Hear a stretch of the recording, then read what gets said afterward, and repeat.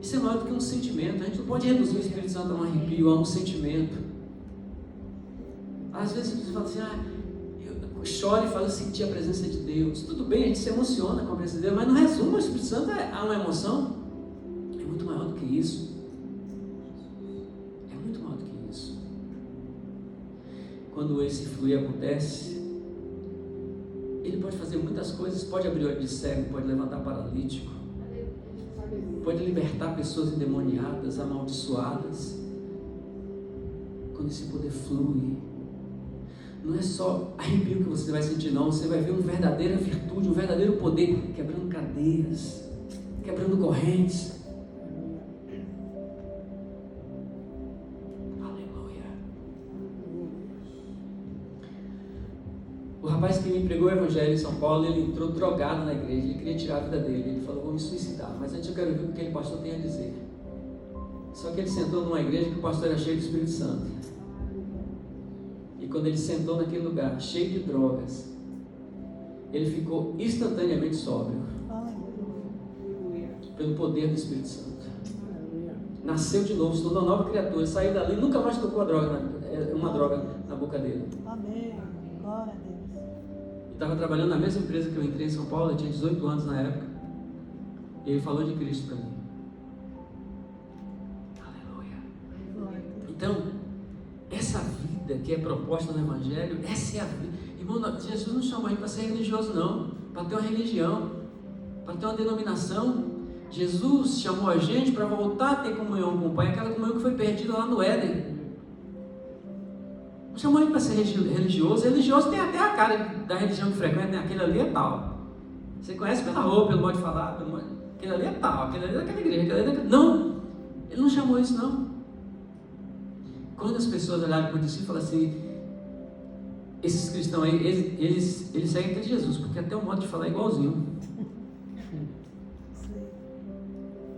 Certa vez um grande missionário foi na casa de um pastor e ele tinha um nome, ele era estrangeiro, ele tinha um nome muito complicado para falar, e a menina que trabalhava na casa do pastor, humilde, simples, abriu a porta e aí aquele missionário perguntou, pastor fulano de tal está? Ele disse, não, ela falou, não está. Então você diga, e falou o nome dele para ela. E aí que eu tive aqui. E aí quando o pastor chegou e ela foi tentar falar o nome dele, não conseguiu, e falou, teve um homem aqui que parece muito com aquele que você prega. Teve um homem aqui que parece muito com Jesus que você prega. Ela viu aquele homem, ela identificou naquele homem a pessoa de Jesus Cristo. Aleluia. Nós somos chamados para andar nesse mundo com poder e autoridade. Para pisar serpente, escorpião, toda a força do mal e não sofrer dano nenhum. Gente, eu fico pasmado quando eu vejo crente com medo de macumba. Quando o Senhor diz, você é chamado para pisar toda a força do mal e não sofrer dano nenhum. Isso é autoridade, isso é poder. Aleluia. Crente com medo de nome de feio, de demônio, trancar rua, chucaveiro. Não fala isso não, meu Deus do céu, eu me arrependi. Que negócio é esse? Que poder é esse? Esse não é o poder do Espírito Santo que eu conheço. Lá na Bahia, um centro de macumba desafiou um pastor, vem cá, reunir todos os 50 macumbeiros, você vai cair possuído pela pombageira no nosso meio. Aí foram lá e mandaram esse desafio para o pastor. O pastor vai falar para eles que não tem tempo de ir, não, vou mandar minha gravata. Manda ele se reunir e fazer o negócio dele. Na hora que ele estiver fazendo, tira a gravata do saquinho. Quando tirou a gravata, todo mundo caiu endemoniado.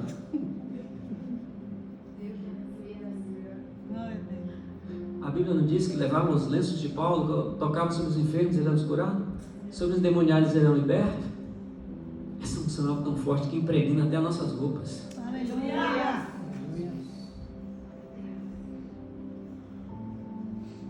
Ela está aqui. Eu sei que muitos de vocês sentem e percebem, o coração está ardendo enquanto estou falando essa palavra.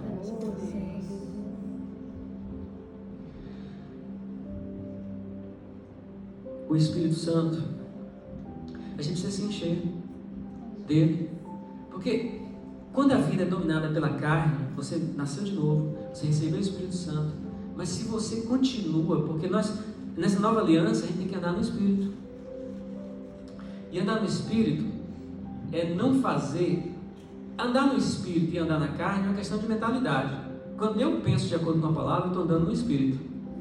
Quando eu não penso de acordo com a palavra, eu estou andando segundo a carne. Você está compreendendo? É uma questão de mentalidade. Então, por exemplo, eu olho para a circunstância e falo, meu Deus. Uma vez o Espírito Santo falou para mim assim, eu estava angustiado, aflito com as minhas circunstâncias, e o Senhor falou para mim assim, quem te destrói? Não são as tuas circunstâncias, são os teus pensamentos. A maneira como eu encarava as minhas circunstâncias estava me destruindo. Então, às vezes, você olha para a sua circunstância, dentro do casamento, ou num problema financeiro, ou num problema de saúde, você está se destruindo aí, mas não é o problema que está te destruindo, é a maneira que você pensa, que está sugando tua fé, tua confiança, e está fazendo com que você veja aquele problema como um gigante. Olha, os 12 espias olharam para os gigantes, que eram gigantes de fato, e disseram, nossa, esse povo é gigante, a gente é gafanhoto junto deles. Eles se viram como gafanhotos. Como é que você se vê? Um missionário do passado chamado Smith, é um nome difícil de pronunciar, Wigglesworth, mais ou menos assim. Ele falou que era 1000 vezes maior por dentro que por fora. Porque maior é aquele que está em vós. Baseado nisso, ele falou, eu sou 1000 vezes maior por dentro do que por fora. As pessoas olhavam por fora, não dava nada, mas por dentro era um gigante da fé. Para que vocês saibam, ele, em seu ministério, que foi confirmado, ele ressuscitou, em nome de Jesus, 26 pessoas. Tem um caso de um que já estava há muitas horas morto, ele pegava, botava de fé, vive em nome de Jesus, caía. Vive em nome de Jesus, caía morto. O povo começou a duvidar daquele homem. E ele vive em nome de Jesus. E aí disse que o morto começou a se aprumar.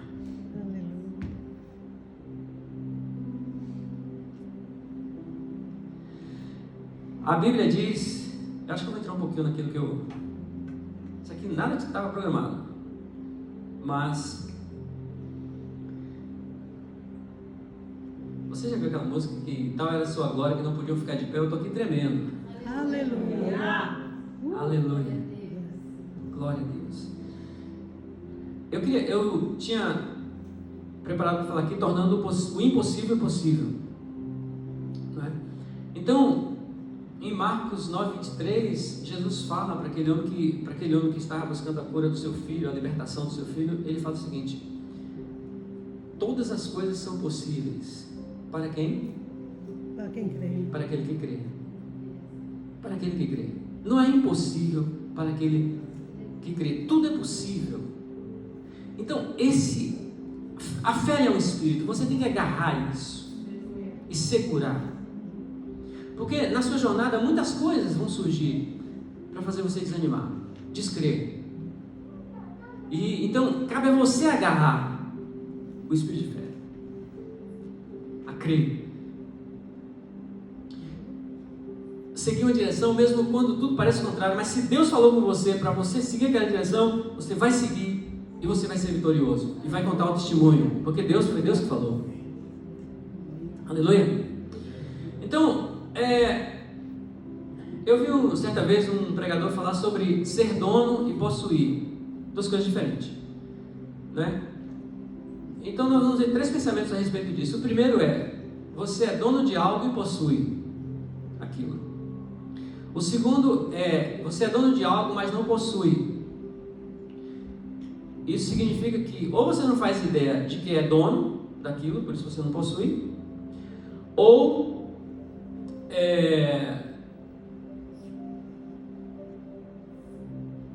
é dono, mas emprestou para alguém.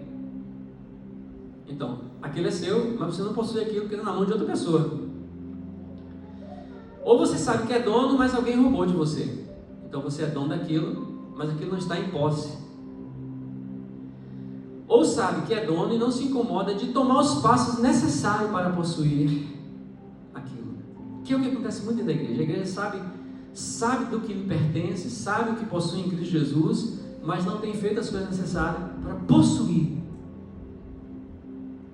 E terceiro, você possui algo, mas não é dono. Isso significa que você ou pegou emprestado, você tomou alguma coisa emprestada do seu vizinho, você possui aquilo, mas você não é dono daquilo. Entendeu? Ou roubou de alguém. Então você está em posse daquilo, mas não é dono daquilo. Na casa de aluguel.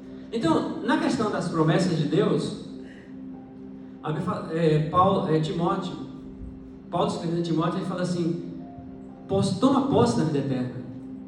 Ela era de Timóteo, mas Timóteo tinha que tomar posse. As bênçãos de Deus estão disponíveis para nós, mas elas não vêm e caem automaticamente. Seria bem legal, né? Nós temos que tomar posse delas. Aleluia? Aleluia. Então, aí, para eu tomar posse de alguma coisa, eu tenho que saber que aquilo existe e que aquilo está disponível para mim. Então eu preciso de conhecer isso aqui. Palavra de Deus. Infelizmente nós vivemos uma geração onde o pessoal gosta mais do louvor do que da palavra. Gente, eu costumo dizer, eu costumo pensar que é como um avião, né? O avião viaja com asa só? Não. Tem que ter as duas. Tem que ter louvor e tem que ter palavra. Amém. Tem que conhecer a Bíblia. Amém? Amém. Quando eu me converti, o Espírito Santo falou assim para mim, a primeira coisa que ele falou: leia toda a Bíblia. Porque tudo que você precisa saber sobre Deus está aqui. Se você souber, você não será enganado. Então eu trabalhava em São Paulo e eu fui lendo a Bíblia. O pessoal fala um monte de desculpa, não tenho tempo, mas quando você tem fome e sede, eu ia alguém aqui mora em São Paulo? Morou em São Paulo? Ou é de São Paulo? Pronto. Então você sabe o que é sair 6 horas da tarde para pegar um ônibus e voltar para casa, né? Aquele ônibus lotado. Uma vez, é tão cheio que uma vez eu fui coçar a panturrilha, levei meia hora depois para achar lugar para voltar com o pé, entendeu? Viajei estilo Saci Pererê, com um pé só. Então, é assim São Paulo. E ali ia eu, ó, lendo a Bíblia, entendeu? Uma mão segurando e a outra lendo a Bíblia. E daí passando, empurrava, ia lá e voltava.